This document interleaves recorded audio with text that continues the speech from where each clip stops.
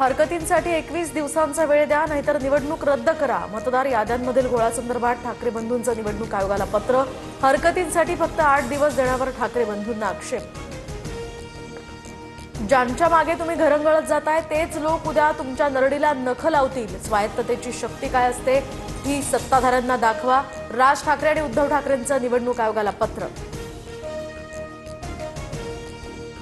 मतदार यादी सुधारणा न झाल्यास कठोर पावलं उचलणार। विरोधकांनंतर आता भाजप प्रदेशाध्यक्षांकडून सुद्धा नाराजी व्यक्त। अंबरनाथमधल्या मतदार याद्यांमध्ये मोठ्या प्रमाणात गोंधळ झाल्याचाही आरोप। माझ्या एका सहकार्याची आज उणीव भासते। परळीतल्या प्रचार सभेत धनंजय मुंडेंनी काढली वाल्मिक कराडची आठवण। हत्येतील मुख्य आरोपीचा मुंडेंना कळवळा का, चर्चेला उधाण। धनंजय मुंडेंसारखा नीच माणूस पृथ्वीवर असू शकत नाही। मुंडेंना कराडचा कळवळा आल्यानंतर जरांगेंचा हल्ला बोल, तर आता तरी अजित पवारांनी डोळे उघडावेत, जरांगेंचा सल्ला। आरोप झाल्यानंतर अनेकदा संबंध नसलेली व्यक्ती सुद्धा भरडली जाते। धनंजय मुंडेंच्या बदनामीबद्दल पंकजा मुंडेंकडून खंत व्यक्त। गव्हाबरोबर किडेही रगडले जातात असंही विधान।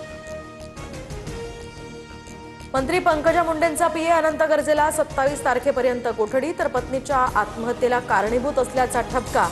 दरम्यान अनंतचे विवाहबाह्य संबंध असल्याचा पत्नी गौरी पालवेला होता संशय। पोलिसांनी योग्य तपास करून कारवाई करावी। गौरी गर्जेच्या मृत्यू प्रकरणामध्ये पंकजा मुंडेंचे आदेश, तर सेटलमेंट करण्यासाठी पोलीस स्टेशनला कोण गेलं होतं, दमानी यांचा सवाल।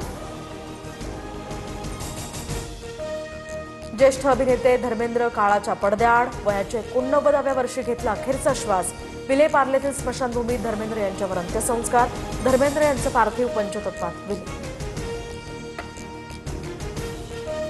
काही नसलेल्या लोकांकडून बीडमध्ये 150 कोटींचा भ्रष्टाचार। अधिकाऱ्यांनी भ्रष्टाचार केल्याचा अजित पवारांचा गंभीर आरोप, तर कारवाई सुरू करण्याचेही आदेश दिलेत, अजित पवारांची माहिती। शहाद्यातील फडणवीसांच्या सभेकडे भाजप आमदार विजयकुमार गावित आणि माजी खासदार हिना गावित यांनी फिरवली पाठ। गावित कुटुंब सभेपासून लांब राहिल्यामुळे उलटसुलट चर्चेला उधाण। राज ठाकरे आणि अविनाश जाधवांना शिवीगाळ करणारा ठाण्यातील परप्रांतीय रिक्षाचालक अटकेत। कारवाईनंतर माफी मागितली। यहा भैयाओं का राज चलता है असं म्हणत केली होती दादागिरी। बुलढाण्यात ठेकेदाराच्या हलगर्जीपणामुळे पाण्याची टाकी रेल्वे रुळावर कोसळली। खामगाव जलंब रेल्वे सेवा काही काळासाठी ठप्प। पाडकाम करताना टाकीविरुद्ध दिशेला कोसळल्यामुळे हा परिणाम।